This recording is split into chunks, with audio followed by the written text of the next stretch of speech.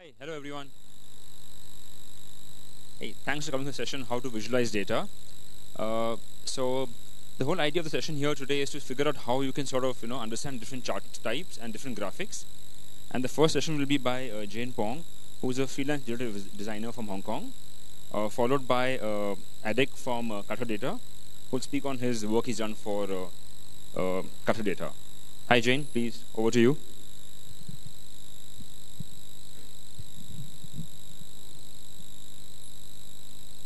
Am I in the way?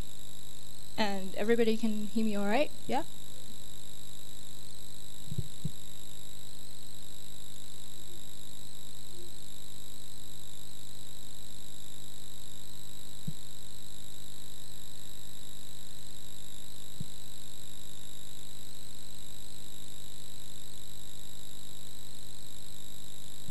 All right. Hi, I'm Jane.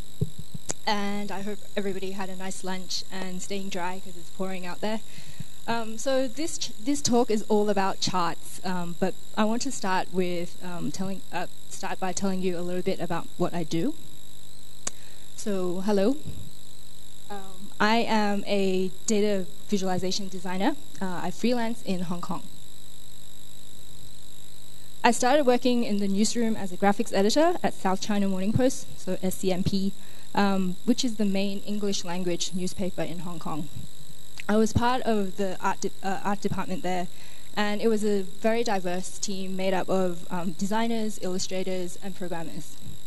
The team was responsible for most of the newspaper's visual output, so that includes charts, explanatory graphics, illustrations, and sometimes even political cartoons.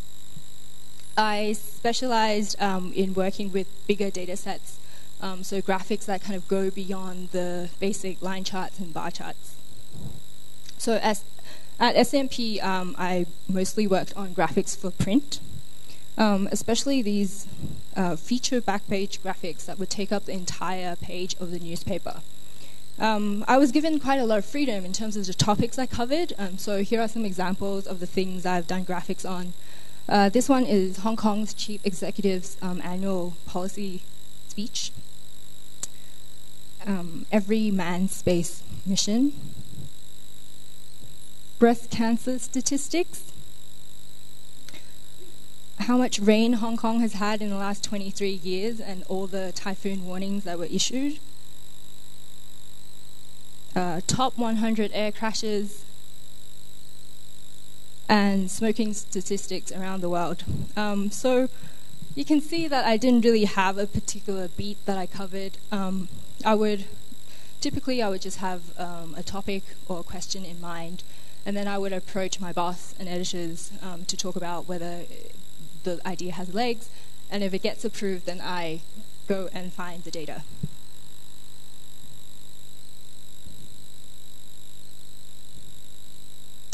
So after 2 years at SCMP, I moved to Singapore to work at Reuters Graphics. The work I did at Reuters kind of fall within two ends of a spectrum. So on one end, we have these daily graphics produced for the daily news cycle. So we're a global team. We were a global team. So Singapore was the headquarters for Asia, with a team in New York and a team in London. And as a team in the covering all parts of the world, we would produce about 5 to 10 daily graphics every day for media clients. So on the other end of the spectrum, we have these more planned out interactive projects that kind of required more complex data and design. Of course, there were also like projects that kind of fall between the two ends of the spectrum, combining elements of a static image and like interactive. So that was a really quick summary of what I've been doing for the last few years. Basically, I make a lot of charts for a living. Charts are really ubiquitous in the journalism today, and here is the chart about charts. It shows the number of charts in the September issue of New York Times, checked every 5 years. So you can see there's a really steep incline with the number of charts in the newspaper. One of the reasons charts are so popular is that they can present really complex information to non-expert audiences in a way that words alone can't. And as journalists, we encounter data every day, and visualization is a tool that we can use to communicate the data and tell stories through to tell the story to a general audience. So how do we go about starting to visualize data if you've never done it before? The first thing I would recommend is to talk to any graphics colleague you might have in your newsroom. Their graphics editors are usually kind of hidden in the corner and nobody knows they exist. So it might surprise you that there's a graphics person. We're really happy to talk to fellow journalists about any data they have and collaborate on a story. But if you belong to a smaller newsroom where there are no graphics people around, then that's okay too, because you can make your own graphics. I think you should probably start small. Start with something achievable, like simple charts. There are really many different types of charts that we can use to visualize data. So how do we go about choosing which one becomes the question. It helps to understand the type of data we're dealing with, and more importantly, what we're trying to show. Some chart types are better suited to a specific type of data than others. So for today, I'm going to go through 5 common types of data and and the charts we can use to present these types of data. Okay, so here we go. Let's start with something that we're all very familiar with. Data we use for reporting a story very often includes some sort of change over time. And line charts are generally really good at representing time and change to show patterns and trends. A lot of economic charts are actually line charts, for example, stock prices and indices, commodity prices and foreign currency exchange rates, they're all line charts. You see line charts a lot too with polling data to track public sentiment over time. Other than the economic indicators, line charts can also be used for more kind of unusual topics as well, like this one about gun sales that appeared in the New York Times. This is a really simple line chart. There's only a single line. And it tracks the number of guns sold in the United States per month since 2000. And we see peaks where the sales go up after an event that kind of triggers discussions about gun control. One thing I really like about this chart is that the annotations they have on the actual chart. So there are bits of text that are pointing to the chart within the chart instead of having text outside. This kind of provides more context, and without even a written article to go along with this graphic, the graphic itself already tells a really interesting story. So a lot of the time when we look at data, we're trying to compare between categories or rank categories according to their absolute or relative values. In this case, bar charts are usually a good way to go. Here's a good example of a typical bar chart. This was done by the Pew Research Center. So bars representing countries are ordered by the value. And the length of the bars show the percentage of residents in each country who say that global climate change is a major threat to the country. So at the top, that's United States. Less than half, so 40% of the US population say that they should worry about climate change. So more than half don't actually think it's a thing, right? And whereas at the bottom, that's South Korea, more than 85% of the people think climate change is a serious threat. Washington Post did this quirky little graphic about comparing keyword searches for Google keyword searches for different days of the week. So these are search terms like pain, anxiety, stress, depression, and fatigue. And the y-axis, the vertical axis, is just the relative number of times that these terms were searched. So we can see that Google searches for the word stress is noticeably less over the weekend. And across the board, there are just like less misery searches on Saturdays. So people are happier or less miserable on Saturdays. Part-to-whole relationships are when categorical values are constituents that make up a population as a whole.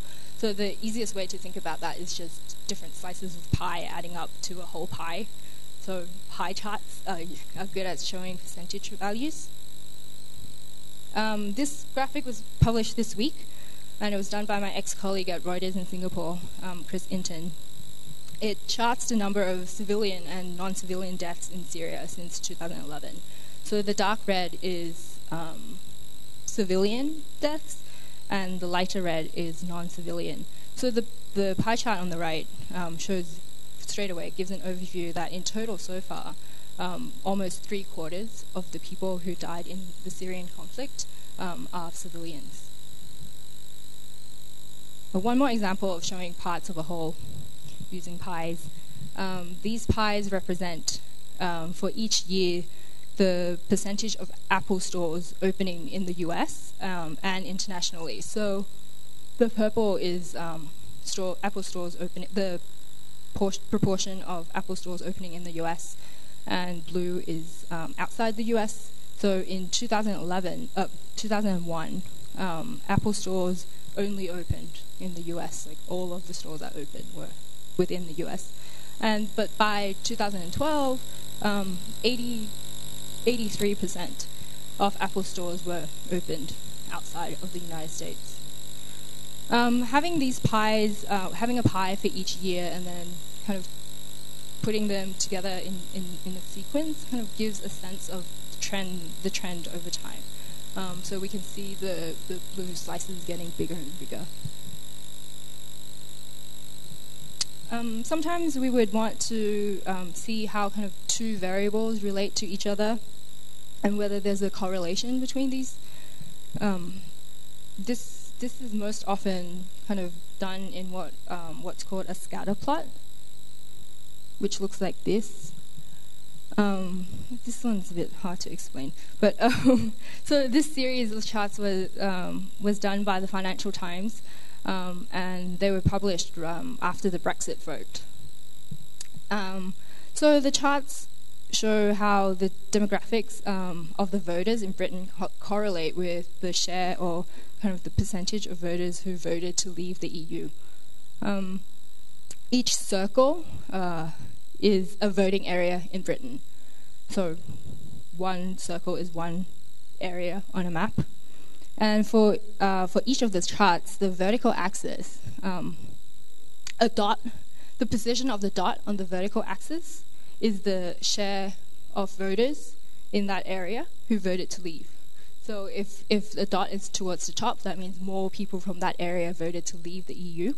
And if it's the bottom, then more people voted to remain. And on the horizontal axis are different kind of demographic characteristics for these areas. So we have percentage with a degree on the top left, and then moving across, it's percentage in professional occupations, percentage without a passport, median weekly gross earnings, and age. So I won't explain each one of them, but for example, on the top left one, each circle is a voting area. So the position of the dot on the horizontal axis represents the percentage of voters in that voting area who has a degree, right? So towards the right, more people in that voting area has a degree. And so you can see, like, from the pattern that kind of emerges, the areas with higher number of degree-educated people tended to vote to remain in the EU. And finally, very often we would have data that has a geospatial element to it, and usually this would normally end up as a map. Located maps are a prime example where we wanted to point out where something is located. Here we're showing China's Pearl River Delta, one of China's major economic hubs. They're actually building a bridge and tunnel to connect to Macau and Hong Kong.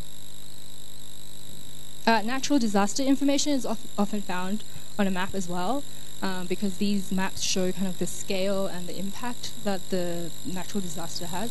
And typhoon maps show the trajectory of the typhoon. This funking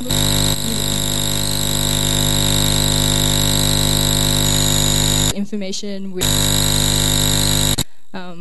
this is actually the United States, if you couldn't recognize it.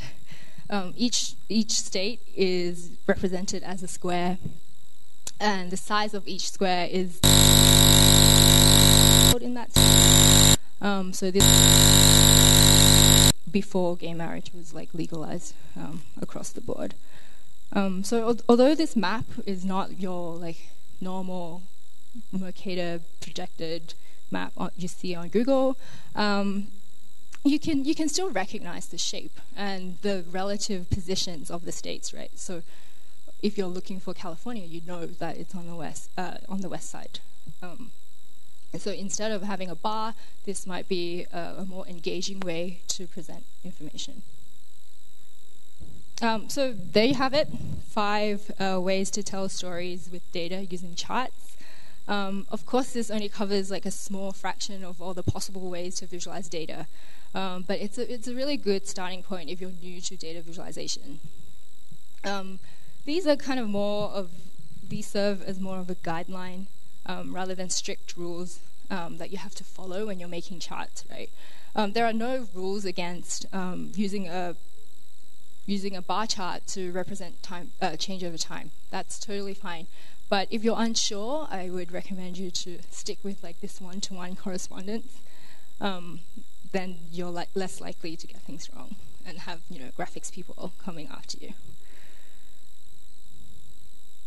So to wrap up, I'm just a really quick note about tools, because I get asked this question all the time. In short, most of my static graphics are done using Adobe Illustrator, but with some elements of coding involved. So there are scripts that I've written in Adobe Illustrator that kind of shortens the process. So it kind of, at Reuters, it just comes with the Reuters style, and so all I have to do is plug in the data.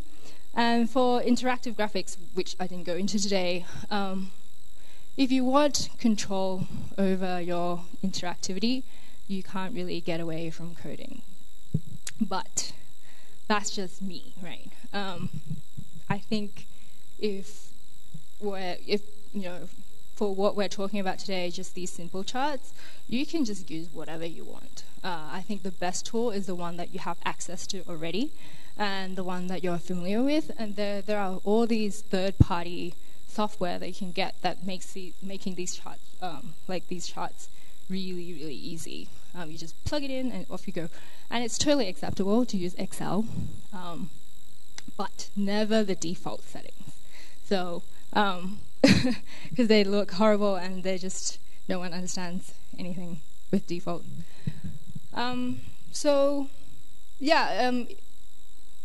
If you're really interested in knowing more about like the different kinds of tools that I might use, feel free to come and talk to me. I'll be around today and tomorrow. Thanks.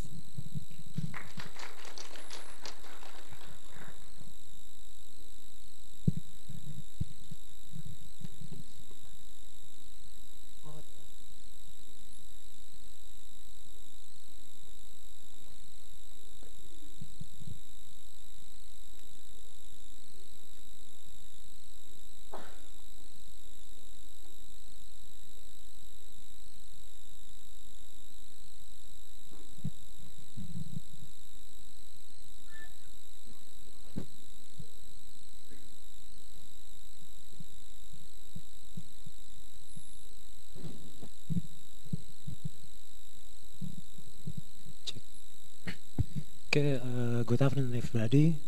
My name is Adik Media Roja. I'm from Kata Data. I work for Kata Data, a news and research company based in Jakarta.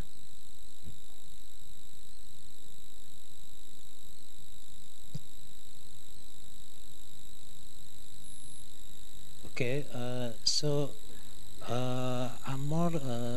be speaking more about angles and how to make that our data visualization easily to understand. So I will take 10 infographic. We call it infographic that produced by Kata Data during the oil subsidy debate in Indonesia. Okay, maybe a few of you recognize this person. He is our president now, and in last 2014, he was elected to be the president, and after the inauguration, he planned to cut the oil subsidy in Indonesia because the state has no money to fund the subsidy. But in Indonesia, the subsidy is always political debate rather than economy. So, and the media take advantage of this debate by publishing news based on comment made by politicians, and also some official that has no background knowledge about oil and economy. So the media just become a stage for politicians. As you see that a lot of talks over there, they just quote politicians, and what happened is the issue is not about economy, but it's more about the government doesn't care about the poor people. So they take the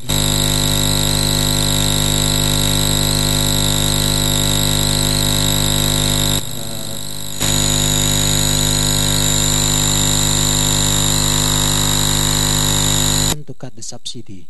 So we must let the public know with the sufficient data and reliable data. So we provide 10 infographic to explain the public why we need to cut the subsidy. And actually, this one produced by the Ministry of Energy and Mineral Resources, the government agency, the government institution.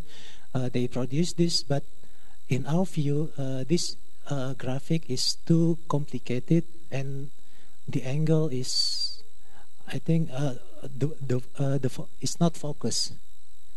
So what we do with this graphic, we receive this graphic from the ministry, and then we focus on the private cars consume the most subsidies fuel, because in Indonesia, if we can buy a car, it means we're not poor people. We can buy gasoline with it at any price. So this is only one compared to the previous one. See, this the focus is everywhere. We have type of fuel, use types of transportation, and etc. But we modify the graphic, become a simple one, and I think this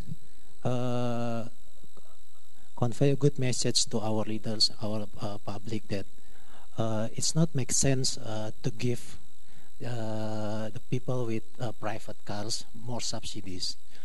Can you see that 55% of subsidy enjoyed by them? And also, we got this data. This is a comparison. So we, from the trade book, we know that Indonesia is amongst the country that sell the fuel with the lowest price. There's 3 groups. Indonesia, the first group, the lowest one. And also we have this data, And Indonesia also amongst the lowest. Yes, we only have a low oil reserves. So what we do is we combine both this data and then we create this one. So the message is clear. So we only have Indonesia only have less reserve, but still the government sell the fuel with a very cheap price. And the next one is this is the subsidy rates amongst Asean countries. So Indonesia is among the biggest. Of course, the biggest one is Pakistan and Bangladesh, but it's not help for the economy from this data. And the next one is this is what happened if Indonesia still keep the subsidy, because it's mean the state need more money to import the oil, need more US dollar. So it has impact to our payment, balance of payment. And this one is a bit simple one. In Indonesia, the public believe that we produce a lot of oil. We have a lot of reserve. But in fact, since 2003, Indonesia is no longer oil exporter country. So from 2003, Indonesia has imported oil from foreign countries. So, and then this is the subsidy comparison between many countries. I think I just passed this one. And then this is a simple one, very simple. Even the oil-rich country, they consider to cut the subsidy. This is the comment made by their leaders. And then this graphic also send a strong message. This is a comparison between subsidy and education. Of course, the education sector is still the biggest one in Indonesia in 2014. But for other sectors, as we see, the poverty alleviation and then infrastructure and healthcare, they all below the subsidy, the money allocated to oil subsidy. So it doesn't make sense, because it will be good if we move the money to other sector rather than to oil subsidy. And this one is our revenue in Indonesia from oil and gas. Can you see that our revenue from oil and gas is getting low, but the money we use to import oil from foreign countries is getting higher. And the last one is the cheap full price has hampered the growth of alternative energy. So it is impossible to develop a new energy in Indonesia while you still have a very cheap fuel. And then we're speaking about the impact. This is the impact of our infographic, because the president at the time has no idea how to convey this message to the public, and the government institution, they have no idea how to visualize the data. And then the president used our infographic and put it on his Facebook. So I remember it's around 10 p.m. in Jakarta, and then less than an hour after he posted this, he posted in his Facebook, our server get down because everybody want to access our website. And at that time, we still 2 years Katadata established in 2012, and then this happened at last 2014. We still have low capacity in terms of IT, so this make us very busy at the time because everybody try to access our website because of the president use this graphic. And not bad, but many people like it. And also this is statistics at that night after the president posts our infographic. We have these numbers,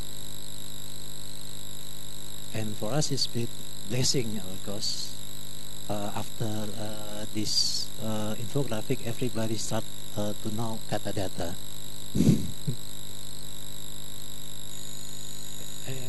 And one more thing, this is different issue, but this also have a lot of views and share. This is in Indonesia actually. Unfortunately, we don't have the English version, but this is the comparison of allocation for defense in Southeast Asian country. So Singapore allocate the most money for the defense, even though the country is very small. And surprisingly, this have so many view and share on Facebook. Yes, that's all for me. Thank you very much.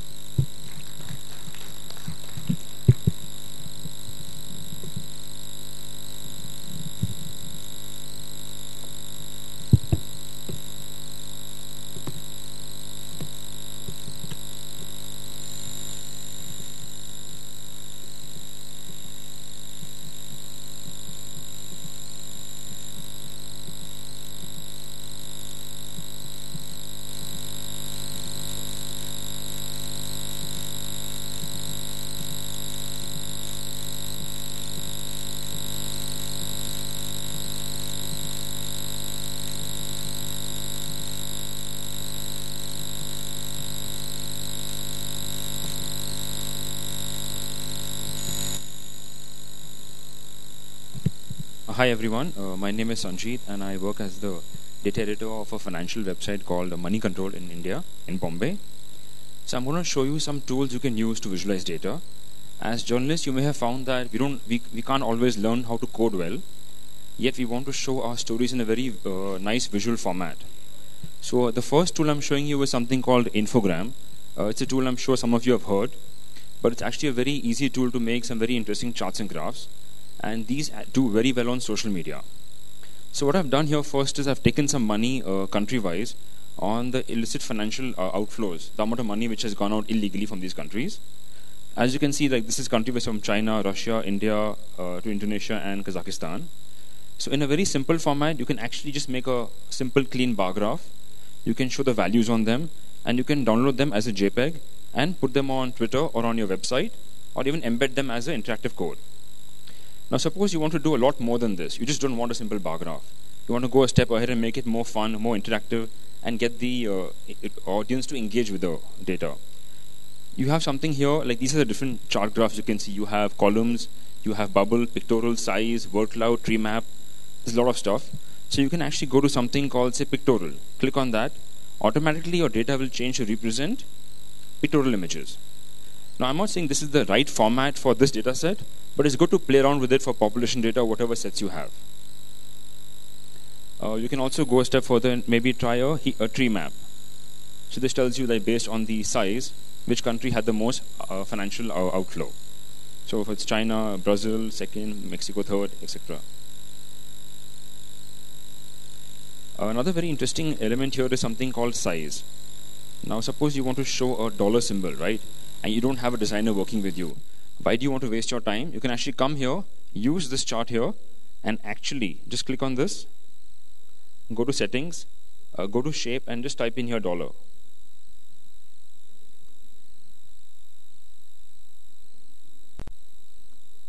Right? So you can see different types of icons coming up here of dollar. It's not just one. You can choose from a note or a currency sign, whatever you want.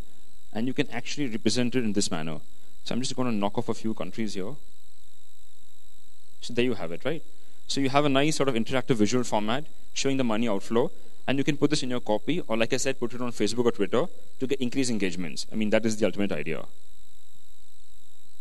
So apart from that, apart from these different types of charts and graphs that you have, you can actually also go a step further and sort of make very interesting world maps. Now, maps do very well with the audience. People like playing with them, hovering on them, So Infogram actually has a section called Maps, where you can actually just come here and put in your values. So the moment you put in your values here, you automatically have the lat-long data, the coordinates. It will just show up the chart over here itself. So you can just put in the values here, and people can hover on this. Now, this is always best embedded on the website, because if you just put a normal graph, people really can't see it. So put it on the website, let people play with them. And the most interesting format of this, right, of Infogram is that suppose you have a bar graph data. The options to download are really interesting here. You can save it as a JPEG or a PNG, depending on the resolution you want. What I like is the animated GIF format. Suppose if you want to show data over, say, 5 years, you can show it as a GIF on Infogram within a few seconds. You don't have to waste time going to a GIF maker and making it there. You can actually do it right here. Go to Twitter, upload your article out, and tweet it out. So I will just show that to you.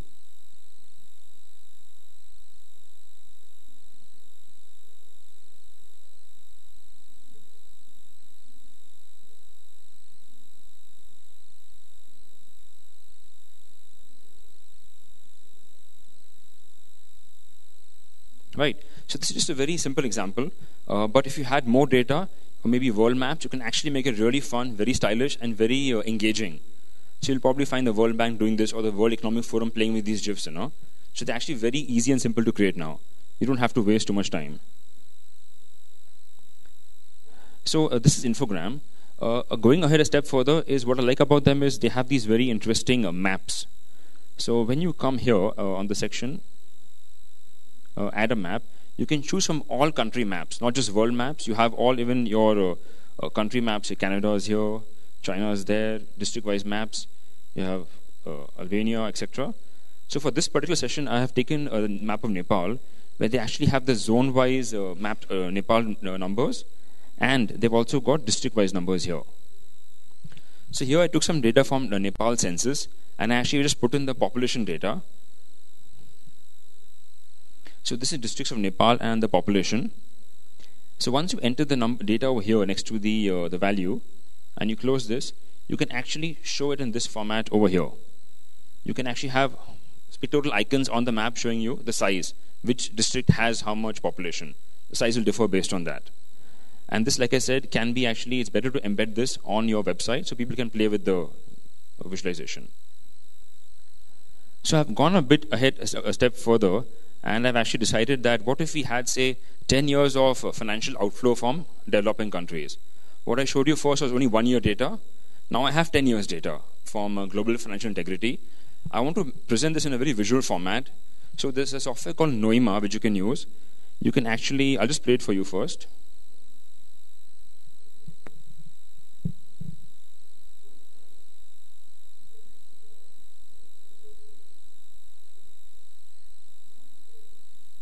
Right. So as you can see here, you can upload data over here, and you can actually make a tree map with a play button.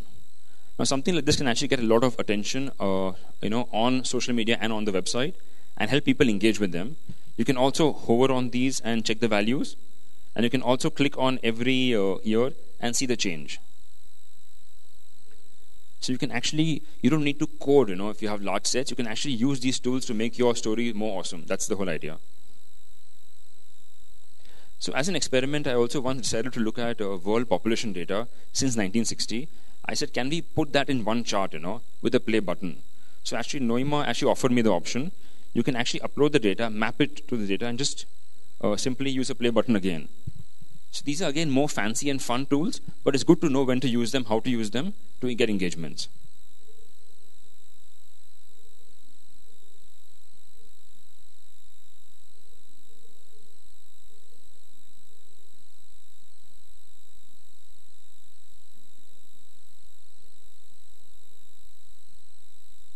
I'm just going to stop it here. Right. So these are some tools which you can use. Apart from that, there's a very interesting tool called timescape.io. I was once trying to plot, the world's worst aviation accidents, and I wanted to do this in a very interactive format. So, this is my data set, which I got from an interesting website. I actually had all the data. I had the date of the crash, the plane type, the operator, casualties, etc., and I had the lat-long data, which was the most interesting thing. And I didn't want any static infograph. I wanted something interactive, something very different that probably will actually get the audience to go through it. So Timescape allowed me to add the lat-long data and create a nice big globe like this, So this sort of really actually helps to get the reader involved into a visualization. They'll actually spend some time going through it and also keep your engagement level high. Also, this sort of story format can actually, make data fun also for you and for your team. It doesn't always have to be boring. So this is, again, very simple. You can log in with them. You have an add an event over here. You simply have to just give it a title and add the location of the event. Just add the lat-long data there. It'll pick it up over there on wherever the accident has happened. So Timescape is another very interesting tool. You should definitely explore this. They've done some more very cool stuff. And like I said, you don't have to know how to code. You can just do it without coding, which was the main idea.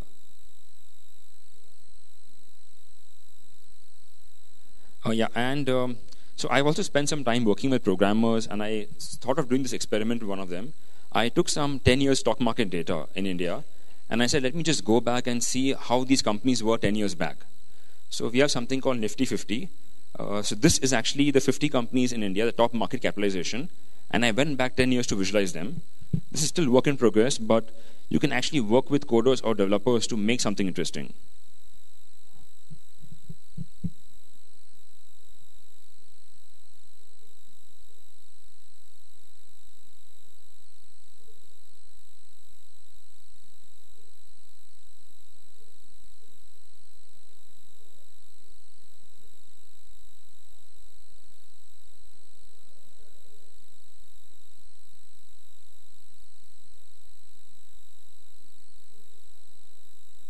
Right. So what you have here is you can actually hover on these bubbles and you can see the market capitalization, the growth last year, and total growth 10 years back.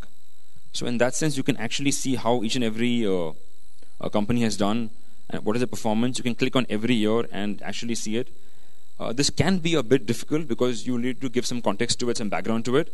But I think a large part of data stuff, if you do it for social media, it really helps a lot, to get engagements and to pick up. That's what I have realized working for my particular website. So this is it. Yeah, you can check these out.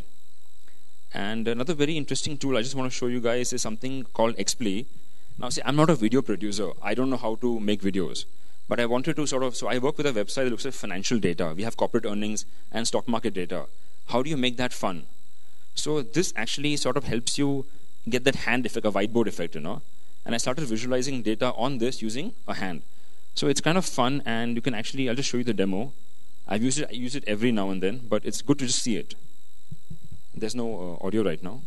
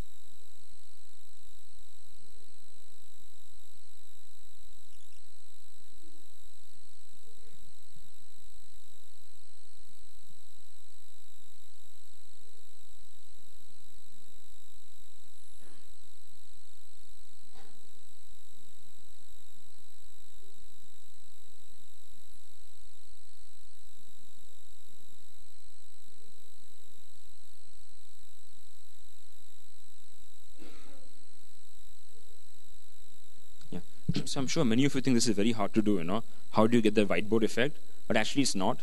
This tool is only meant for the whiteboard effect. The moment you enter your data or you upload your text, it immediately gives you the effect. So your audience thinks you probably spend hours working on this. You probably have a 10-member team. just one or two guys working on this, making these visualizations. It's not really difficult. I couldn't actually find the right one, but I would have shown that to you otherwise. Another very interesting tool I want to highlight is something called pitochart. I'm not sure how many of you are aware of this. It's a tool to sort of make infographics. Now, you may not be a designer, but you still want to create some very awesome timelines or some sort of interesting infographics. So this tool here actually has predefined templates for you. You only have to go there, see what template suits you, and put in your data and work around it. So instead of using Adobe Photoshop, this can save you a lot of time. You don't actually have to, go to a proper Photoshop tool, sit and design. You just come here, see what color you want, what is the story about. Say you want to make a resume on some minister. You can take an infographic resume, change it, put his picture, put some text, and you can use it. So in that sense, you can actually play out really well with this. And I've used it again very extensively.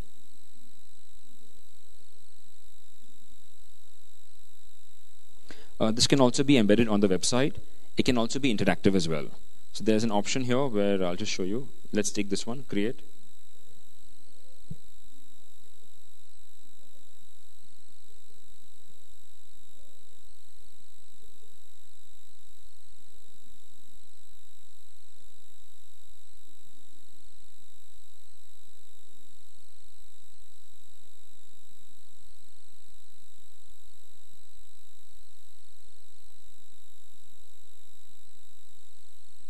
They also have, if you want to make presentations to impress your boss, they have really nice PPTs here. You can just put in the data and show it to him. He'll think you spend hours making them, but actually, you don't have to tell him that. Just keep quiet about it. Actually, don't show him this. Yeah. So as you can see here, this is the my canvas. I can go to settings and I can just sort of change the width. Okay. So now here, I can just simply change in my text, enter the details, whatever I want, and I can play with them. There are options called icons here. I can search for whatever icons I want. I'll get them here. I can just simply drag and drop. It's as simple and easy as that. As you come down, this is one card. This is the other card. So you can actually get them downloaded as either one full infographic or take them as 6-7 blocks and use them separately as well. That's the thing about these. So like you can see here, this is again interactive. So there's an option over here called tools, and they have charts here. You can again, they have a lot of interesting charts here as well. You can click on them, enter your data, and you can actually make your data really fun and your story more visual. Okay, they have a lot of stuff here. You can embed a YouTube video as well. Just put in the link and play it there. It'll show up. And again, they have really nice maps as well. I think maps are good fun to, use. They're always interesting. They have graphics, like I said. You can just take this one here. You can just drag and drop it here. You can resize them. You can change the colors. You can lock them. You can do a lot of stuff with this. And once you're done with this, you can preview your work here, right? And in the download option here, you can take it as high resolution, as a JPEG, PNG, or as, like I said, individual blocks that can be downloaded. You also have an option to share this, which means you can give it a name and publish this and get an embed code. You can put that code in your backend and it will work really well. Yeah, from that point, I wanted to say that Infogram is another tool which you can use. They have these responsive embed codes, So if you want to make charts and graphs for your device here, for the phones, Infogram is nice because you can actually, they will change the shape depending on the device it's on. That comes in really handy. So if I was to say, go ahead and publish this one.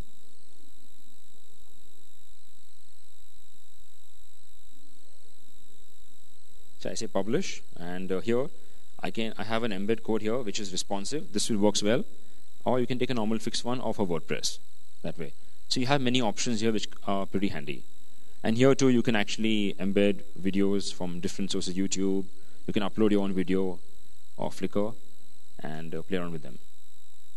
So that's it for me as well and my team. If you have any questions for Jane and Adek, please let us know. We're open to questions now.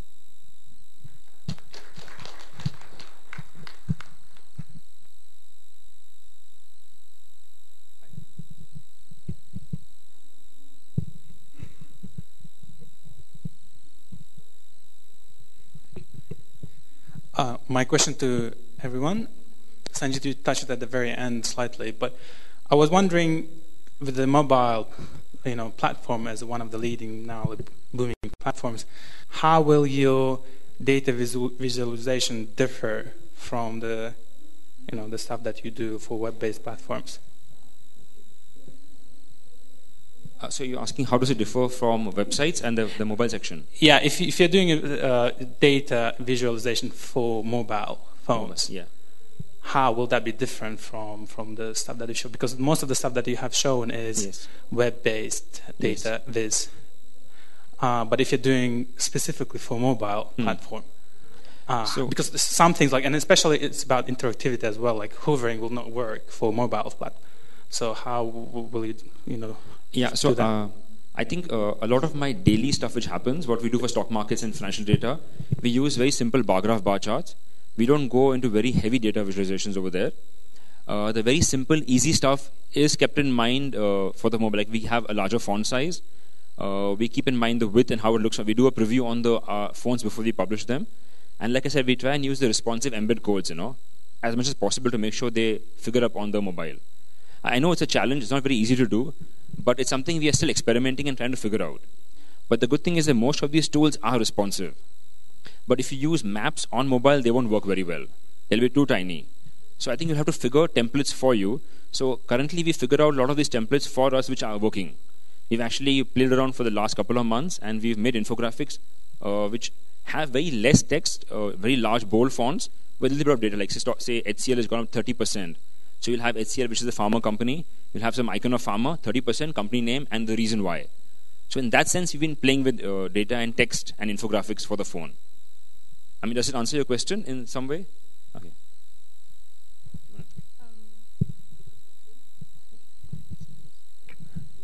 Is that working? Yeah. Okay. So I come from my work is kind of different from yours, right? Because yours is working mostly on economic data. But the stuff that I do is story-driven. So it's not about just having a data set and trying to visualize it. It's all about where the story is. And mobile is kind of an evolving challenge we have in news because the screen is the real estate on the screen is much smaller. And so if you have these very kind of elaborate interactive data visualizations, obviously they're not going to fit on the screen. And so what we're trying to do is to come up with ways where you can kind of present the information in a different way. And also the user interaction on the phone is totally different from desktop. The user case is different. So on mobile, you're probably on the commute or you're on the go. Your data is limited on mobile. And so you don't need crazy maps with hovers and things. No one is going to do that. So maybe what you could do is, if your story is about population density, then use a bar chart. You can still present the same kind of information as the map, but in a different visual format. So responsive charts and data visualization is always it always comes up when we talk about it in news, and lots of clever people and great data journalists and graphics editors, they're all kind of working on creative ways to solve this problem. We don't know what the answers are yet, but we're experimenting. I think from Katadata, we considering that most of our visitors they use smartphone, so we have changed our format from landscape to portrait. Just last month we changed the format, so it will be suitable for the visitor that use the cell phone. Thank you. Yes, behind you. I take my ideas presentation on Indonesia. I found it's the issue of lifting subsidy is quite similar to that of Nepal. But Pardon? There's lifting or omitting subsidy on fuel is the same case of Nepal. And I wanted to be clear whether the your report that 10 reasons of omitting subsidy was published before the countries lifted subsidy, or it's not related about that? Or you said that subsidy, about the 10 reasons to lift subsidy, your president posted on his Facebook. Was that he was supporting for this, or I couldn't get relation of that? You mean the president? Okay, regarding our 10 infographic, actually at that time we created the graphic because we see that the government difficult to explain it to the public, whereas other politicians that not support the government, they always attack the plan of cutting the subsidy for their own political interests, because they want this president step down immediately. So they want to take power, and they politicize the subsidy. So when we came up with this 10 infographic, still the public, most of our visitors, they write comment on our website and they agree with our view. But still, some of them are think that, this new website, kata data is paid by the president, or you receive money from the government, blah blah blah, which is make us sad, very sad, because we don't receive the money actually. The money. Anyway, that's a good reason for the public. Yep. Thank you. And finally, the government cut the subsidy, and the public, there's no. The public is agree with the decision finally. Only the politicians still voicing their an agreement. Any more questions? Okay, yeah. So what is your guideline, or what's your advice for picking colors when you create those charts?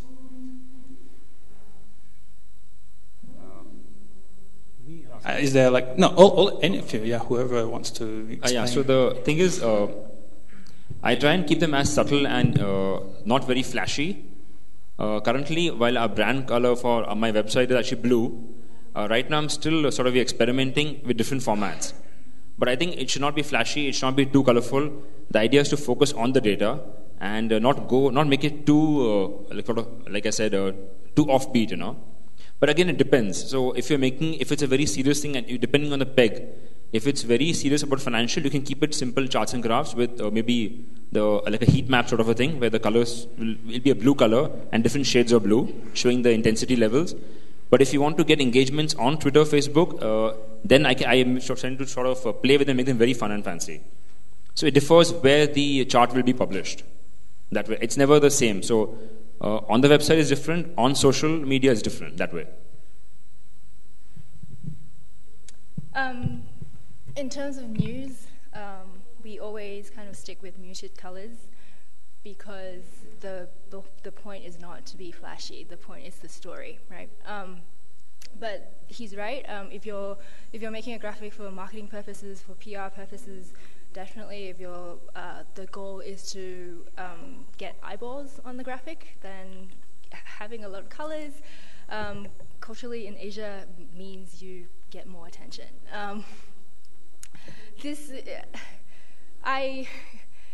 It's a bit different in kind of Europe and North America. So you see in newspapers, like the colors are a lot more muted, and there's a lot of grays, and colors are only used kind of sparingly to highlight something in news graphics.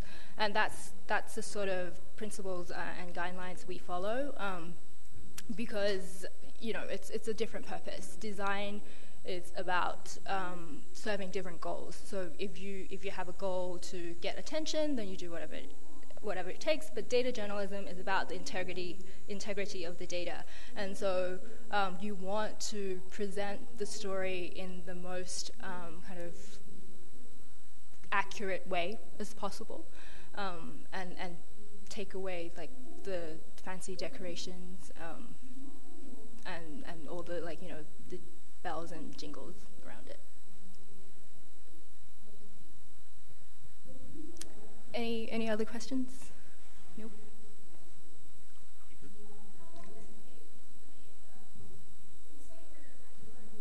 Yes.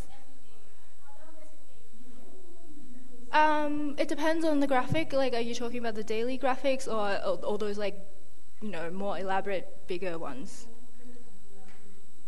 The bigger ones, for everyday reporting. So the daily graphics that I've done at Reuters, it really depends on the data. If it's already available, a simple bar chart only takes about 10 minutes. And the more you practice, the better you get at it. But for like more kind of intensive, like labor-intensive interactives, or those like big pages on the newspaper, they could range from a week to a month. Yeah. How many are you in your team? At Reuters? Yes. I don't work there anymore, but when I was there, we were a global team, so there were a few. Singapore had the biggest team. We were about 4 people. New York about 3, and London 2. Yeah, but we cover every corner of the world for daily graphics. So it's a relatively large team.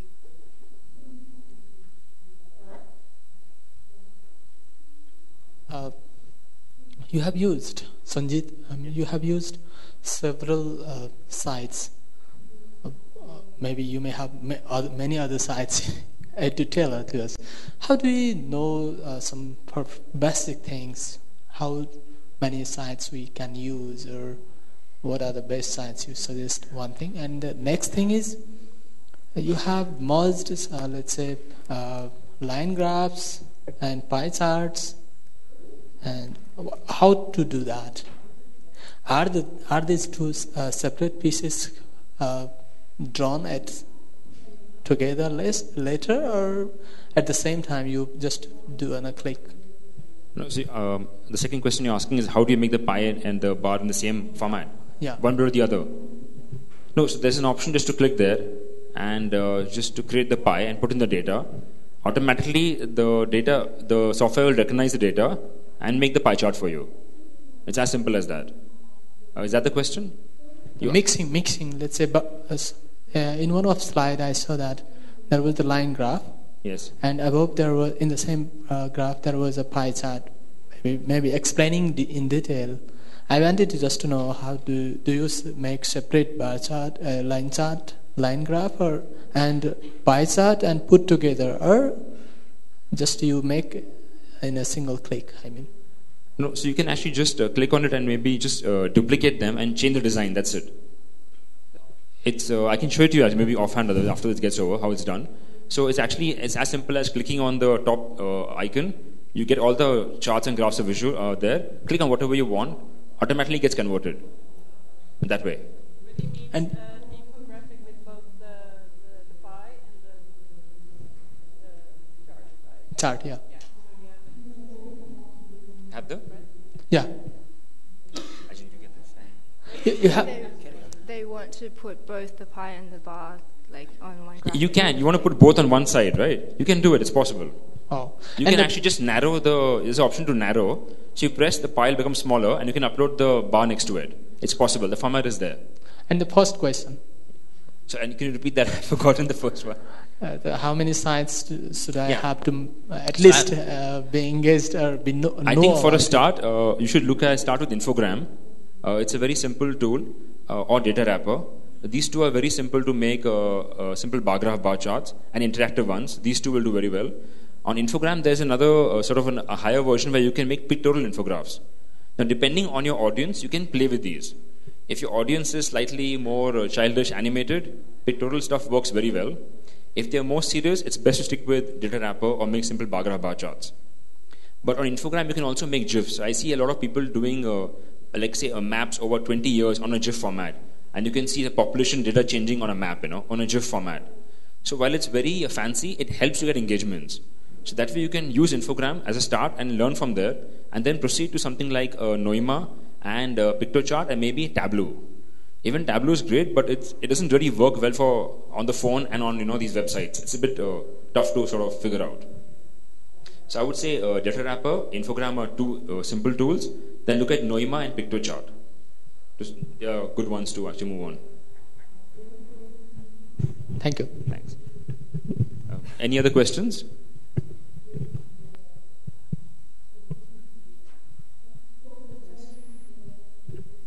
All right. So I'm kind of curious about how you decide which story gets a data visualization to accompany it, who makes the decision, and at what point do you make the decision in your, completely 3 different style of newsrooms? Sorry, can you explain a bit more about what you mean? So not all stories are accompanied by a data visualization, yes. Right? So who decides and when do you decide that a story is going to be accompanied by a data viz? And I'm kind of curious to see the difference in the way the 3 newsrooms deal with this particular decision-making process.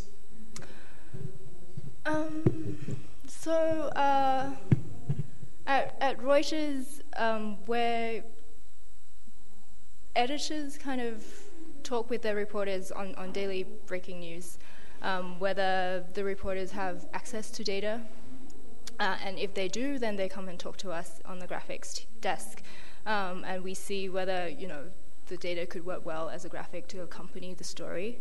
But at the same time, because Reuters runs on a subscription model to media clients as well, Reuters Graphics itself. So we, as graphics journalists ourselves, would need to come up with stories for like graphic stories every day as well. So it's just so my boss, the graphics director, would have some say in what graphics go out that day, but also on the actual editing desk, the editors would also approach the desk to say, we have this breaking news story, could we get a map or things like that. So it's like a dual function the graphics desk serves. I think at my place, it's more like we were never visualizing data in the last couple of years. It just started off now a year back, and there's a bit of a free hand to do what you want to do. So we are very keen on innovating and just trying out different formats. In the last couple of months, we figured out some templates which work for us very well. So we're doing that. But currently, we're not sticking to any color or any design. We are still going ahead and experimenting as much as we can. We're not saying this is what we want to do now. No, we just want to innovate for next maybe a year more as well to figure out more tools, more formats, what works, what doesn't work. So most of the time it's just me, and I have 2 team members with me, the 3 of us working on this.